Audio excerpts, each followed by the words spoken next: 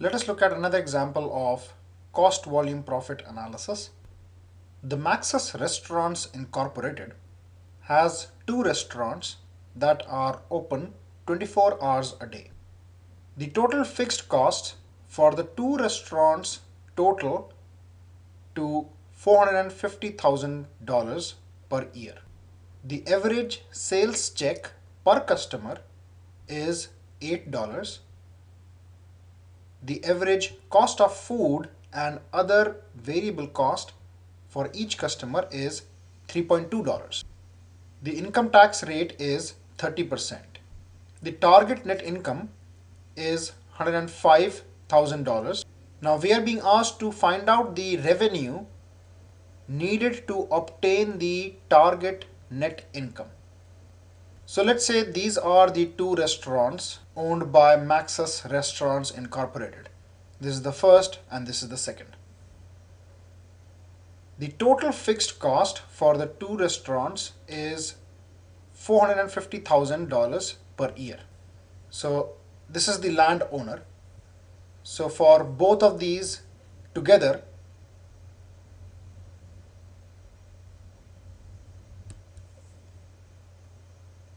a fixed cost of $450,000 is being paid to the landowner.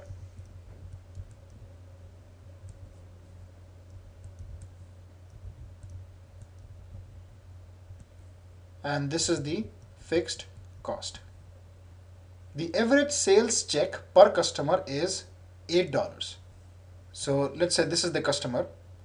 So on an average, the sales check is $8. That means each customer which is coming to these two restaurants is paying $8 to Maxis Restaurants. So the selling price is equal to $8 per customer. The average cost of food and other variable cost for each customer is $3.2. So the food which Maxis Restaurant is selling is made out of the raw food material that it is purchasing from the suppliers. So overall, the variable cost for each customer is $3.2. So let's say this person here represents the supplier for all the variable things, which is the raw material and labor. So Maxis is paying an amount of $3.2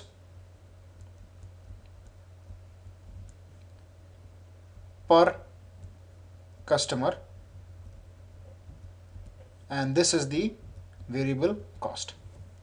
So here we have the source of revenue as the incoming funds from the customer, and the outgoing funds are the cost, which is the fixed cost and the variable cost, and the difference between the two will be our income, and on that income we have to pay income tax.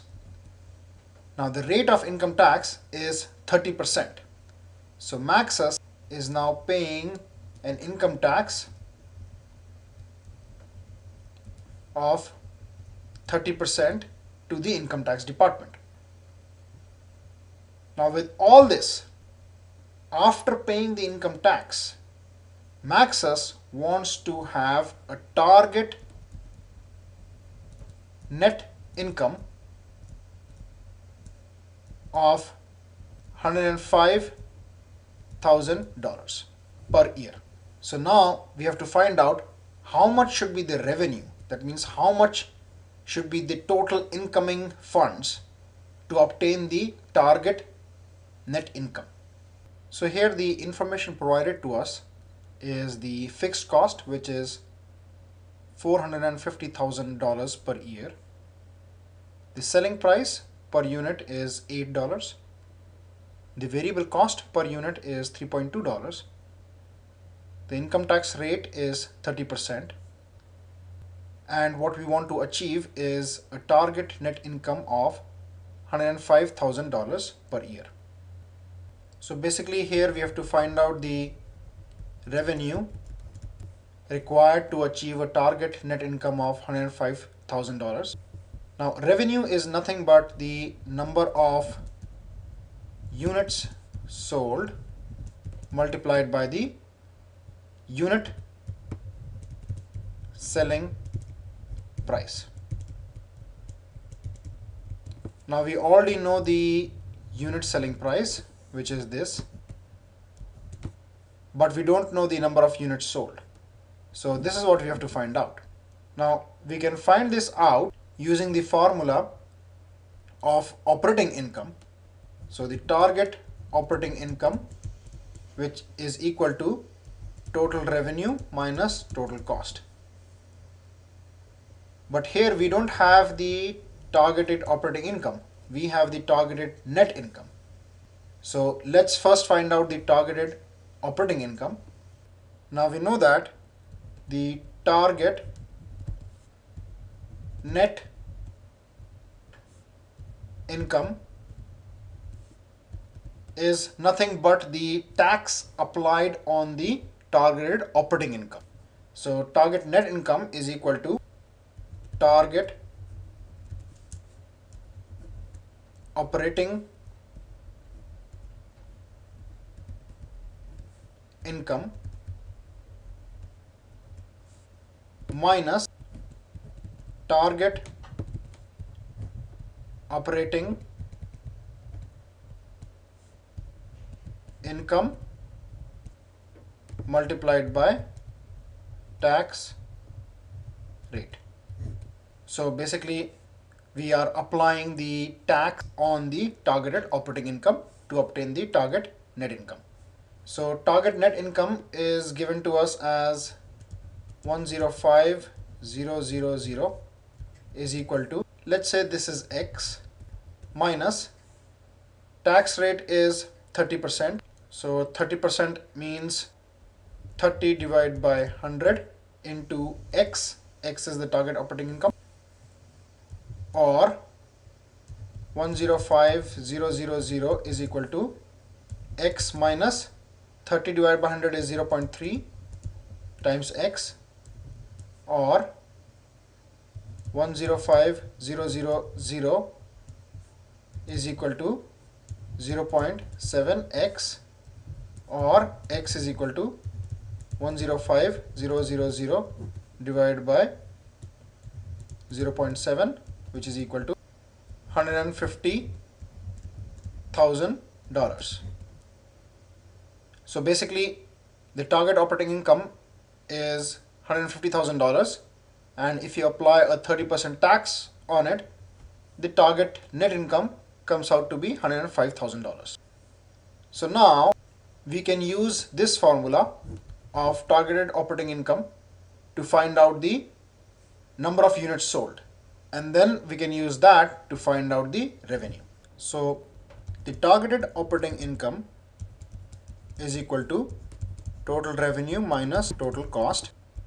Now this is equal to the number of units sold multiplied by the unit selling price minus the fixed cost plus the variable cost, which is number of units sold multiplied by the unit variable cost. So let's now substitute all the values that we know. So total operating income as obtained in the previous step was $150,000. This is equal to Q, which is the variable, multiplied by the unit selling price, which is 8, minus the fixed cost, which is $450,000, plus Q, which is the variable, multiplied by C, which is 3.2, or 150,000 is equal to 8Q minus 450,000 plus 3.2Q. We have not yet opened the bracket, or 150,000 is equal to 8Q minus 450,000 minus, now we are opening the bracket, so plus minus is minus 3.2Q, or now let's bring all the expressions with Q on one side and all the remaining on the other side. So this becomes 8Q minus 3.2Q is equal to 150,000 plus 450,000, or 4.8Q is equal to 600,000, or Q is equal to 600,000 divided by 4.8, which is equal to, so we can remove this decimal here, and because this is after one digit, we can add a 0 here. Now 6 ones are 6, so we'll add all the remaining zeros, and 6 eights are 48. Now let's try and divide this number by 8. So 8 ones are 8, 8 ones are 8, and 10 minus 8 means 2 carry over. So 8 twos are 16, so 4 carry over. 8 fives are 40, and then the remaining 3 zeros. So Q is equal to 125,000 units.